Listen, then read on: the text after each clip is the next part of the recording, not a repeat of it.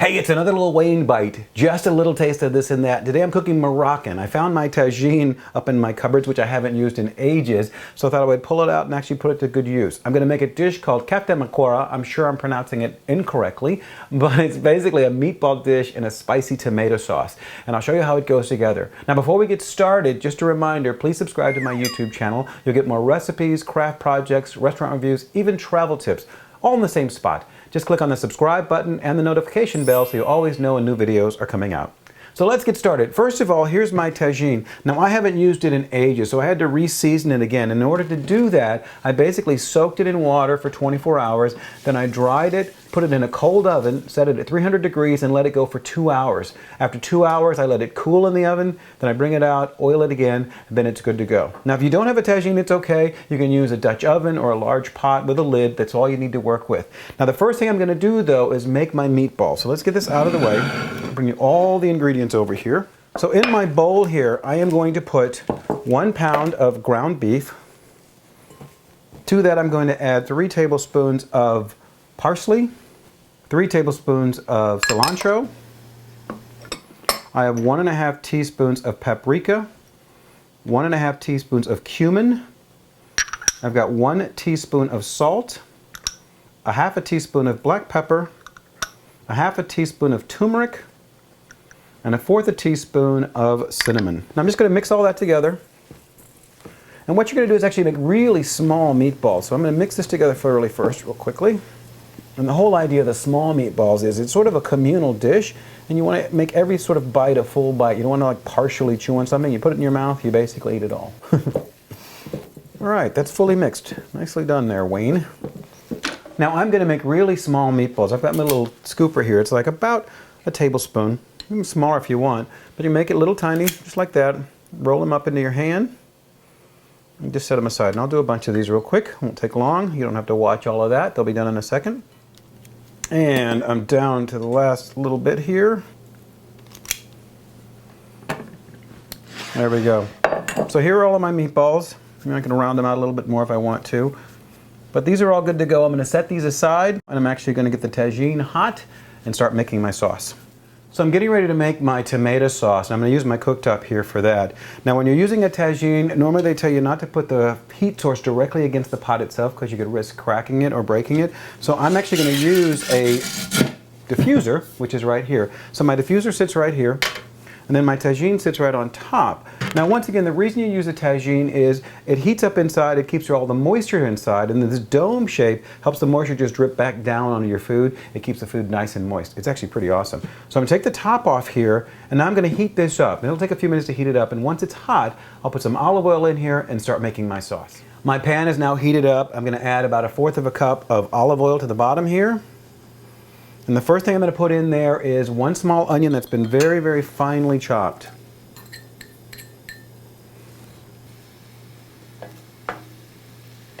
Now that I got a nice little sizzle going here, I'm going to add in 1 green pepper that's been finely chopped up.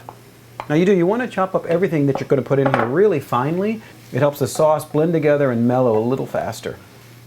And again, if you don't have a tagine, you can certainly use a Dutch oven. Just follow the same basic steps. The onions and green peppers have been sauteing for about 5 minutes. I'm going to add to that now 4 cloves of garlic that have been finely minced. And once again, mince everything up as small as you can. My next step is to add my tomatoes in. I have 2 pounds of tomatoes that I have peeled and seeded. They'll go in here, and I'll stir this to combine. And now I'm going to add in all of my herbs and spices. I have 2 tablespoons of cilantro. I have 2 tablespoons of parsley. Now I have 1½ teaspoons of paprika, 1½ teaspoons of cumin, 1 teaspoon of salt, 1/2 teaspoon of pepper, and I've got 1 serrano pepper that I have finely chopped up as well. I'm going to mix all this together, and I'm going to add in 2 bay leaves in just a second too, but let me get all this mixed together first. Oh, already the smells are awesome. Now that this is all mixed up, I'm going to add in 2 bay leaves. Just get those mixed in there as well. Now the next step is for this to get really hot, and then I'm going to bring it to a simmer and put the top on the tagine so the moisture starts working to do its thing to make this a nice, rich tomato sauce. Now that everything has come to a simmer, I'm going to put the top on the tagine and it's going to start doing its magic. The heat is going to create moisture, the moisture is going to drop back down, and my tomato sauce is going to get incredible. This is going to take about 30 minutes, so I'll see you in a little bit. Now, you actually may be tempted to open it up and check it out to see how it's doing. Don't do that. Just let it do its thing, okay? It'll be fine. It's been about 25 minutes. I'm going to actually lift off the top and do a little stirring. See how my sauce is looking? Looks great. And you want this to be very liquidy, so you may, if you want to, add a little bit of water, but be careful. If you're going to add water, add it at either room temperature or slightly warmed. You don't want to add a cold thing to a pot like this. You could risk cracking it. So I'm going to add about a half a cup of warm water to this. Now I'm going to stir this and put the top back on and probably give it about another 10 more minutes. And this is actually blended up a lot more smoothly.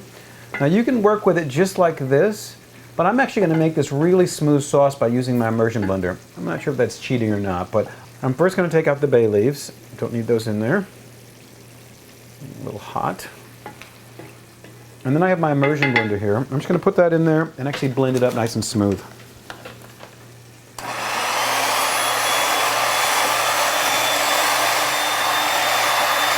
Awesome. Okay, that's about a nice smoothness for me. Just stir that real quick so you get a sense of what that looks like.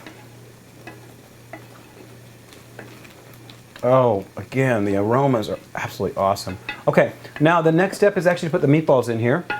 And place those in there one at a time or as a group. Everybody gets to play in the pool. You're going to be very gentle with this. You don't want to break up the shape of your meatballs, but you want to make sure everything is submerged. There we go. All right. So our dish is just about done. All we have to do is cook the meatballs now. These will only take about another 15 minutes. So I'm going to put the top back on my tagine. And we're good to go in about 15 minutes. It's been 15 minutes. My dish is completely done. Look at that. Absolutely gorgeous. Let me stir that just a little bit so you see the meatballs individual. Oh, it's gorgeous. Now, some people will take this dish to another level. They'll actually put 4 eggs on top here and let those poach, as well as add some green olives. I'm not going to do that. I'm going to go with it just as is, but I will add a little bit of cilantro on top, just for some pretty color.